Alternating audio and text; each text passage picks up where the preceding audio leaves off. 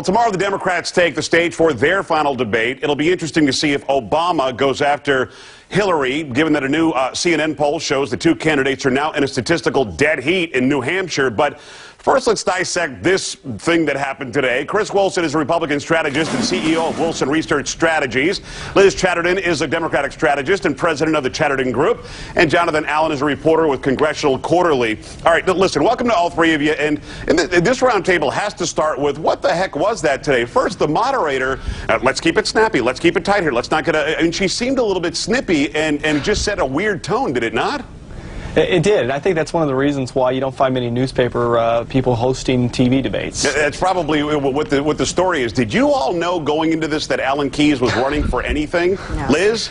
No, I was as shocked as anybody to see Alan Keyes up there. I kept asking people, when did he announce for president? I mean, that was completely shocking. I had no idea he was running for president. I think he was in town, he was having a meal or something, and somebody said, hey, what do you think? We got an open podium up there. Joe, I don't think Republicans want him to be their nominee. His track record against Barack Obama, if you'll recall, in that Senate race is pretty lousy. Yeah, well, right, but I mean, I wonder, why does he show up? Because the Democrats have Kucinich? Hey, let's throw Alan Keyes in there. And he really did argue for more time the entire time he had the floor. I don't know what he stands for.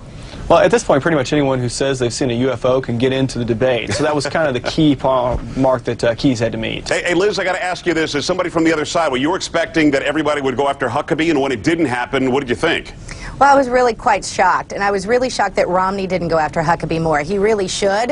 Huckabee has usurped Romney as the front runner in Iowa. Romney missed an opportunity, in my opinion, to really go after him. I was quite surprised that they didn't take after Huckabee. Hey, Jonathan, how is it that we didn't talk immigration the entire time today? That's supposed to be the hot topic in Iowa with their meatpacking plants and illegals, all over town taking jobs. Why didn't we hear about this? Maybe the Iowans get enough of the immigration debate without focusing this debate on it. They hear a lot about it. But it's interesting, you asked about not going after Huckabee. There's kind of a problem here for Mitt Romney, which is if he goes after Huckabee, it may hurt him. One thing that seems to be true about Huckabee is a lot of voters, even if they don't agree with him on specific issues, immigration, for instance, they still seem to like him, and going after him might sort of boomerang on somebody. I think Romney was hoping that someone else on that stage might go after Huckabee a little bit. Yeah, but I mean, if it's not Romney that goes after him, then he probably doesn't benefit from taking him down a notch. And by the way, Giuliani, going into this, hey, Chris, I'm wondering, going into this, Giuliani was the hottest candidate before, weeks ago. Suddenly, he's like the third person you talk about, or the fourth person even in this race. How does that happen? How does he play second fiddle? He didn't look like he was very comfortable with it. Well, I think Giuliani has seen his numbers drop a lot. And that's what a lot of us on the Republican side were predicting would happen as voters started to examine his position on social issues. And not just overall has it dropped. It's dropped dramatically with conservatives, with people who go to church once a week or more, with those who are most likely to vote, and those who are paying the most attention. So Giuliani, with those universes I just discussed, is in second or third place nationally. And I think that is a situation that's kind of motivating what's happening there. Back to your point, though, about Huckabee and Romney, you got to keep in mind that Romney's attacking Huckabee right now on TV. Right, but he had an opportunity to do it face-to-face. Is it that he was afraid to sort of look like an attack dog actually attacking somebody personally? Is that why he stayed away from it? Absolutely. It's a lot easier to do that on TV than it is in person. And in fact, Huckabee's answer was pretty good on that, his response. And I think it's got Romney a little bit gun-shy. They're going to sit back, see what the TV ads do. Do they start to move numbers? And if they do, then you'll probably see him engage a little bit more. But I think you're exactly right in that Romney was waiting for someone else to jump in and do it first, and it just didn't happen. And because of that, Huckabee's the one who comes out the winner. Hey, listen, the other thing is, if Romney gets into it, I was just going to say the other thing is if Romney gets into a one-on-one with Huckabee, who has proved, if nothing else, that he's good in these debates, at bantering, you could end up looking bad just by being the worst debater. I guess, hey, listen, in watching this, Huckabee, to me, when they had their 30 seconds to sort of just say anything about anything, he tried to come off as very presidential. Did you see that happening? From the other side of the aisle, are you going, well, okay, he's trying to say, I am presidential, talking about the founding fathers and the brilliant revolutionary ideas and so on and so forth. Is he sort of trying to put himself above the fray, if you will, as you watch this from the Democrat side? Is he preparing for a wider, maybe a national race? Well, I definitely think he's making his move. I think he's saying, I'm here, I'm legitimate, I'm no longer a second-tier candidate. I'm one of the big players. You may be facing me in November. And you know what? I'm a real player. I am a legitimate presidential candidate. And I do think he's probably trying to rise above the fray. I think he knew, or frankly expected, to be the person who was going to be gone after in the debate today. And I think that's part of what this was. It was a prep for that. Okay, Jonathan, I want to start with you, and I want all three of you to comment on this.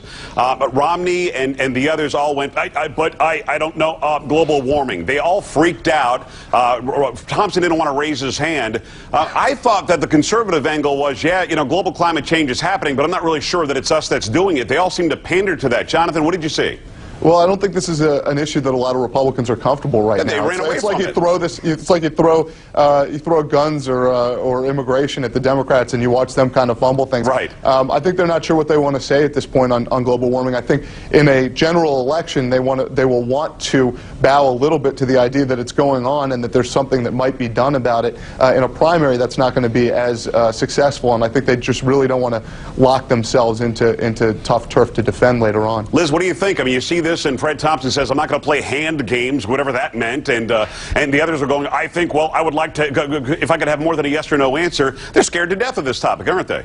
Oh, I absolutely think they're scared to death. I think they're finding themselves in a real box on this issue. The Bush administration pretended it didn't exist for a long time. Now it's looking like they were wrong. The Republicans are all going to take a hit for that. And I agree with the guy a minute ago who said, you know, this may not be a Republican primary issue, but it's definitely going to be a general election issue. And the Republicans have been on the wrong side for a long time, and they're finding themselves at odds with the general public, and they don't know what to do. Well, I could, but I don't want to. We could debate global warming all day. I'll say, yes, there's global climate change. I don't think you and me and cows passing gas have anything to do with it, but that's for a different show. Chris, what do you think? They have to attack this. They have to answer questions on global warming and hybrid technology and green this and green that. They can't not talk about it and get elected into office. Well, it's not a Republican primary issue that's going to motivate the base, and that's why they stayed away from it today. I don't think there's any fear to deal with this. And I think you look at some of the people on the Republican side of the aisle who've done an effective job addressing this issue, and that's going to be the sort of messaging you're going to see in the general election. And I don't think there's any fear to address with it. And I would argue that Republicans are going to end up being on the right side of this issue long term. And despite the sort of flavor of the month that's going on with Al Gore right now, long term Republicans are positioned well on this. Okay, I want to go down the list here very quickly. I'm almost out of time. Fred Thompson, after seeing his performance today where he did appear to be awake, but I mean, everybody thought he was going to come in and be the firebrand candidate. He's not that. Is he still a serious candidate? Yes or no? Let's start with you, Chris. Yes, he is, but he's got a lot of work to do to go out and reposition himself. And I think the National Review endorsement that took place was a big hit to his campaign. Yeah, that probably should have gone to him, and it didn't. And I think that's a statement that either he needs to get out of bed and campaign more, or it's time to look again. Liz, yes or no, quickly? No, absolutely. And I think he's still relevant. I think he's still a player. I think he may run third in Iowa and New Hampshire, but you just wait till South Carolina. I think you're going to see a whole new Fred Thompson. Jonathan, yes or no? I'm not sticking a fork in anybody yet. Okay, very good. I appreciate all three of you. Thank you so much.